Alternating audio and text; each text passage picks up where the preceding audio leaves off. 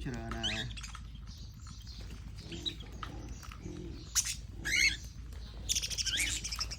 สามีการสับอะไรกันนะ เซกบ่ โอ้ใส่ មានเซกមានឡឡ อันนี้ปูบอกเยอะได้นี่ก็เยอะ បាទឡងពូជមកពីក្រៅនេះរងសត្វនៅក្នុងហ្នឹងសត្វមកពីខាងក្រៅបង อ๋อมาล้างมาก่อนเจอนะก่อนง้ามอ่ะเอาตอนบ่าย vậy